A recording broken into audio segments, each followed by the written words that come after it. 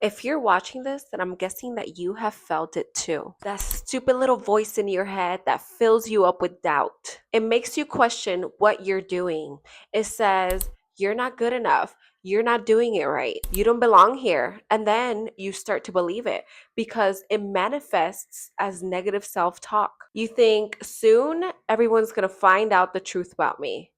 This is imposter syndrome. Not only can imposter syndrome affect your internal feelings about your work or your self worth, but it can also actually affect the way that you approach certain things like relationships, projects, or just areas in your life where you feel insecure. And it can take several forms. You can constantly feel self doubt, or you can overwork yourself to try to compensate for what you think you lack. And you'll even downplay your achievements in your head or when you're talking to people. I know that feeling all too well. I have felt it too. I always think back to when I was getting interviewed for a clothing brand that my husband and I started, Muse by Pablo. This was a few years ago. And when we started the clothing brand, we saw crazy success worldwide. So we're sitting there in the interview, and the interviewer asked me, how we did it, how I did it. And I said that it was luck. When I think back at that time, I am completely shocked that I credited luck, knowing that I was working all day and all night, literally all day. It was work. I would wake up early, get straight to work.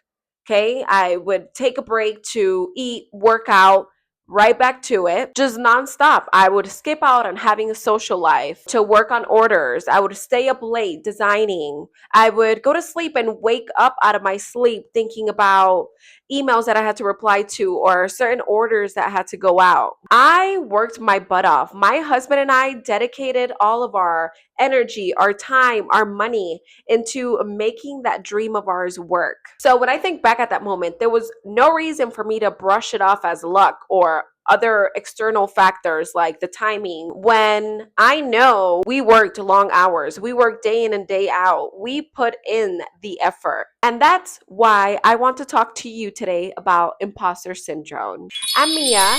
Welcome to your era of success.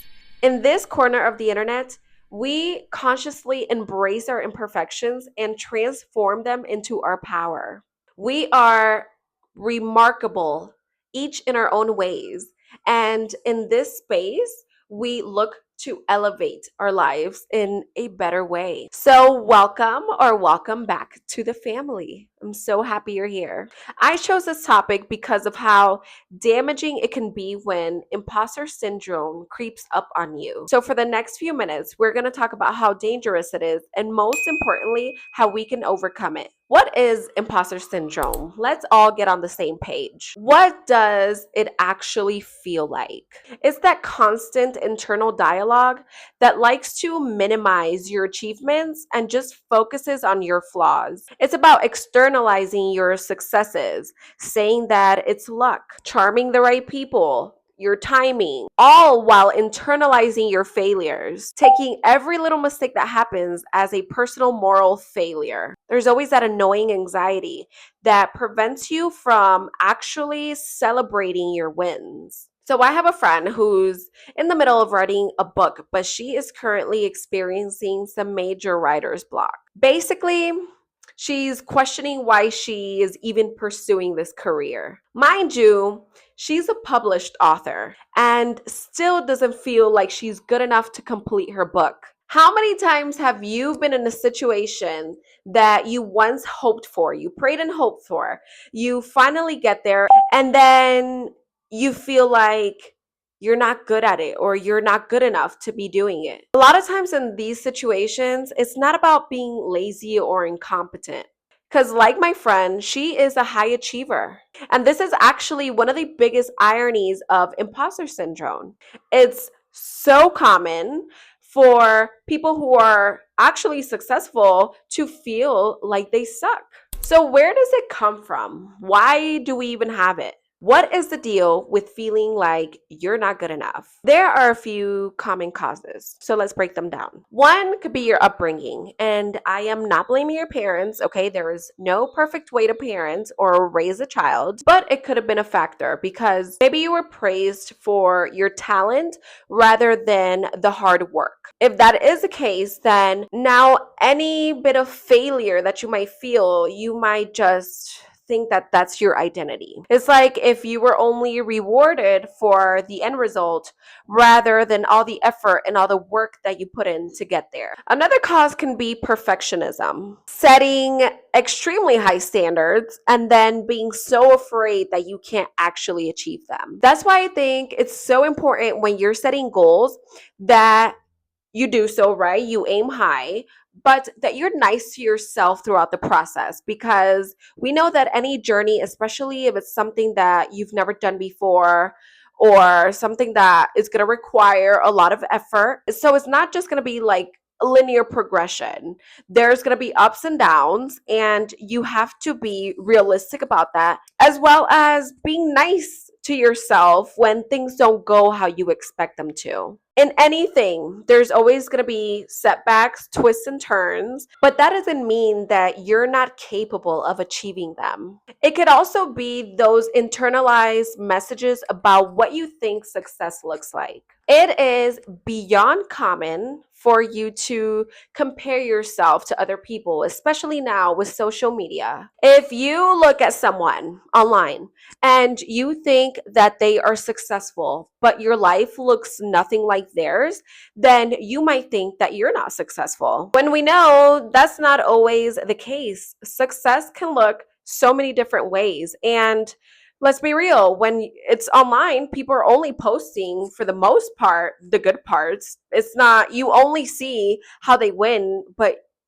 a lot of times people aren't posting how many times they lost, how many times they were rejected, how many times they fell and they had to get back up. And really, one of the worst parts of imposter syndrome is that it's not just those annoying voices in your head. There's actually real life consequences that happen because of it. First of all, the anxiety, that constant fear that you're going to be exposed. It's incredibly draining because you think you're not good enough, smart enough, creative enough. And this can lead to burnout. It could also lead to just overworking yourself beyond the point where it feels good, just to look for ways to compensate for what you think you're not good at.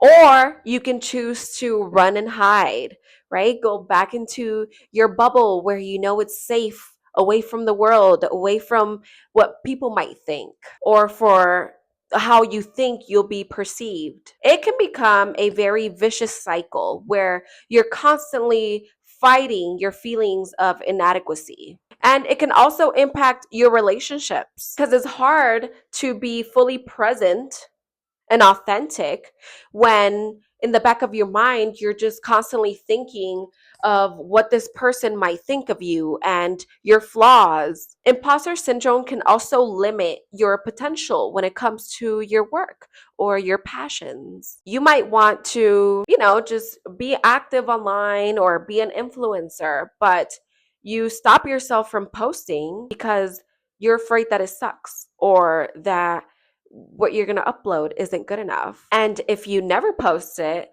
then people will never know what you can do or your talents. You might hesitate to apply for, different positions or promotions, afraid to speak up in meetings, turn down opportunities that you know you're perfectly qualified for, all because you're afraid that you might fail. This isn't just hurting yourself, but you're also not allowing the world to experience your uniqueness, your ideas, your perspective. It's a loss for everyone. Now that we understand the problem, how it can affect us, how do we fix this? How do we move forward? This next part is easier said than done, right? Because this is the part that's actually going to take all the hard work. First step is to change how we think. Recognize that imposter syndrome is just that, a syndrome. It's not your actual reality. It's just a learned thought process. It's what you're used to in your mind, the way that you're constantly talking to yourself and putting yourself down, even when you might not even realize that you do it. Subconsciously, you could be actually telling yourself in your mind a million reasons to stop, right? So that you don't actually go after what it is that you really want. You have to acknowledge those internal thoughts and separate them from your actual truth. Rewire your brain. You have to rewire your thought process. And it's actually about like stopping in your tracks when the moment happens. So when those thoughts do pop into your head, what are you going to do about it? And one of the things that have been super helpful for me is to like gather the evidence that you are actually a baddie, that you are actually capable. Okay, so me, I don't personally know anyone that creates the type of content that I, like to post about and create. And just so many times I question my ability to do it. Oh, I suck at this. I should just quit. And then I would receive like a message or a comment, someone telling me how much, my message or my video, my post actually helped them, how they needed to hear what I was talking about. When I get any of those messages, I screenshot them, and I have created a folder, and you can do this like a physical folder or just like a digital folder in your phone, where any positive reviews or any of your personal achievements or just cool projects that you've completed, things you're proud of, you're going to put those in your evidence of competence. So when you have one of those little thoughts that pops into your head that no, you can't do it, you shouldn't, blah blah blah, you look at that folder, you remind yourself of the real facts, because it is so important for you to acknowledge when those negative thoughts pop into your head so that you can add positive and realistic context.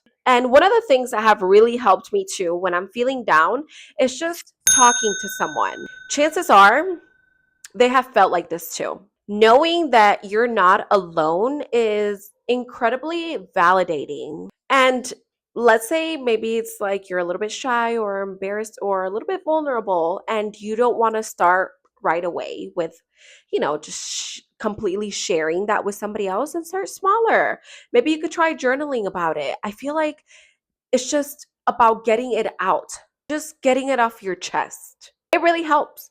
And it can clarify your thoughts or even give you new ideas, like new perspectives. And you have to recognize that overcoming imposter syndrome is going to be a process. You have to basically unlearn your old patterns, and it's not going to happen overnight. But very small, consistent steps are what will help you so much in the long run. Those small little steps are going to add up. And one day you are going to look back, you're going to realize that, wow, like I've changed. And that is a beautiful thing for you to change in very positive ways. So if nobody has told you, let me be the first to say that you are not a fraud. You're not a fake. You know what you like. You know what you're capable of. Your achievements are real. Your skills are real. Your potential, very real. And how do I know this? Because you wouldn't be here if it wasn't true. Imposter syndrome is just a thought, and you have the power to change it. You can learn how to trust yourself. So go out there and be the person that you are, fully and authentically. You deserve to live a life free from that self-doubt. I would love to hear about your experiences. So let me know in the comments below. Let's create a community where we can all rise together. Thank you so much for being here with me today, and I hope I can see you again soon.